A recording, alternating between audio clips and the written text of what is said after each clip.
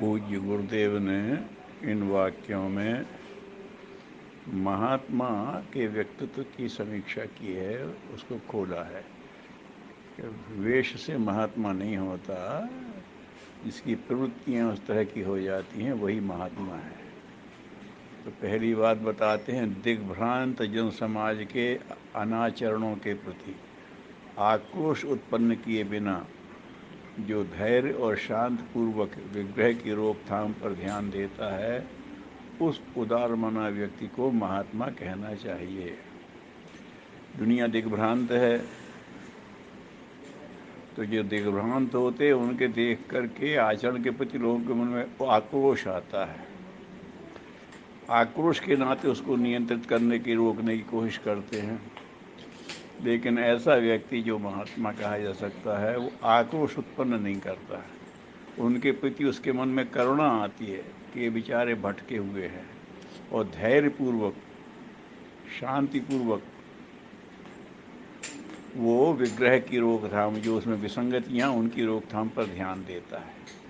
जो ऐसा करता है, ऐसा सोचता है, उस व्यक्ति को महात्मा कह सकते हैं। मतलब दिग्भ्रांत लोगों के आचरण के प्रति उत्तेजित हुए बगैर धैर्यपूर्वक, शांति से उनको अपना ही भटका हुआ भाई मान करके प्रेम से जो समाधान निकालता, वो महात्मा। दूसरा कहा है, महात्मा अपने लिए नहीं सोचता, विराट के लिए सोचता है। वह अपने लिए नहीं करता, विराट के लिए करता है। वह अपने लिए जीवित नहीं रहता, विराट के लिए जीता है। तो ये दूसरा स्वरूप दिया है कि विराट क्या है, भगवान के विराट रूप क्या है। तो ब्रह्मांड विराट रूप है, वो तो मनुष्य की मस्तिष्क की कल्पना की बाहर है। मनुष्य जिस विराट को समझ सकता है, वो हमारा ये समाज ही है, जीव जगत, ये जो हमारे निगाह में है। तो जो महात्मा होता है, जिसकी आत्मा महान है, वो परमात्मा के निकट पहुंच जाता है। आत्मा, महात्मा और परमात्मा। तो महात्मा परमात्मा के निकट होता है, तो परमात्मा के सोच के, उसके प्रवृत्तियों की छाया उस पर आती है, वो धीरे धीरे उस ओर मुड़ने लगता है। जो विराट के लिए सोचता, अपने लिए नहीं सोचता, मेरा क्या होगा, मेरा तो हो ही जाएगा, मेरे साथ मेरा भगवान है। भगवान का विराट रूप देखता, उसी के लिए करता है, उसी के लिए जीवित रहता है। कौन सा? भगवान के विराट रूप के लिए। मतलब ये जो दृश्य प्राणी जगत है, हम इनका हित क्या कर सकते हैं, ऐसा सोचता है वो महात्मा। ये दूसरी बात हुई। तीसरी बात,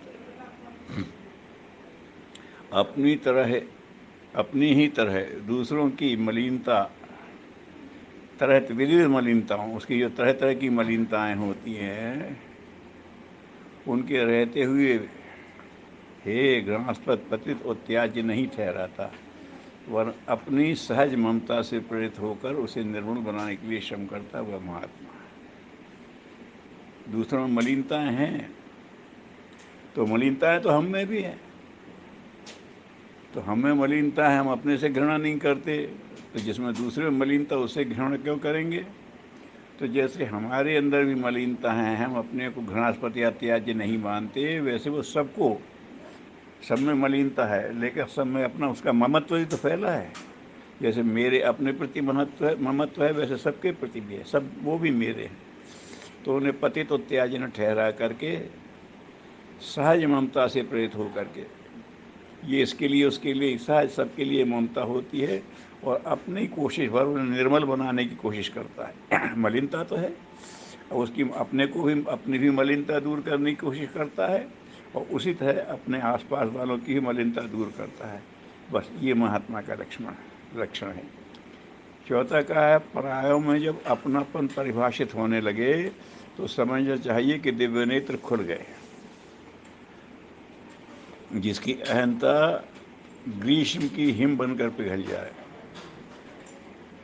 जो पवन जैसा सक्रिय, आकाश जैसा शांत दिखाई पड़े, समझना चाहिए यह महात्मा का ही विग्रह है।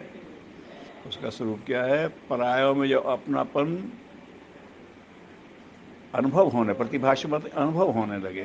कहते तो सब हैं, सब अपने जैसे, लेकिन वो अपने अंदर अनुभव कर रहे, तो समझ जाइए उसके दिव्य नेत्र खुल गए। फिर उसकी अहंता पिघल जाती है, क्योंकि वो सब में अपने को देखता है। अहंकार का जो कठोर स्वरूप है वो पिघल जाता है, जैसे बर्फ़ पिघल के पानी बन जाती है। तो जैसे गर्मी से, ये अपनेपन की गर्मी से अहंता पिघलती है, तो जैसे पत्थर जैसा बर्फ़ पिघल करके पानी हो जाता है, वैसे ही उसका हृदय भी बिल्कुल तरल हो जाए, ऐसा वो पानी जैसा एकदम शांत दिखाई देने लगे। बस समझिए अब इसके अंदर महात्मा के गुण जागृत हो रहे हैं। अगला दिया है कपिल ऋषि का, सांख्यकार कपिल एवं इन्हीं सिद्धियों को अर्जित करके श्रेष्ठ बन गए थे। सांख्यकार कपिल स्वयं इन्हीं सिद्धियों को अर्जित करके श्रेष्ठ हो गए थे। कपिल मुनि को कहा था कि वो सिद्ध कैसे बने, तो इन्हीं बातों को अपने व्यक्ति उनका सब में उनने अपने को अनुभव करना शुरू कर दिया था।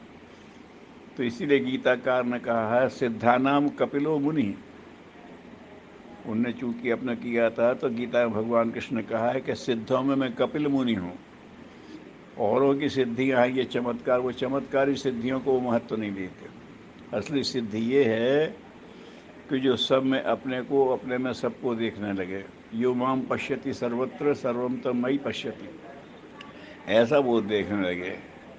और इसी बात की व्याख्या भगवान रामकृष्ण परमहंस कहते हैं कि जो जितना नरम हो, जिसकी भाव जितनी अधिक जागृत हो, वो उतना ही बड़ा सिद्ध है।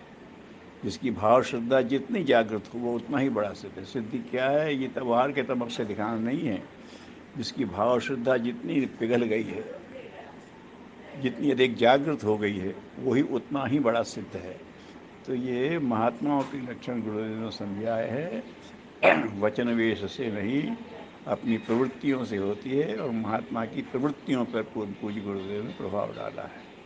इसको समझें और अपने अंदर धीरे धीरे महात्मा को जागृत करने के लिए, स्थापित करने के लिए प्रयास करें।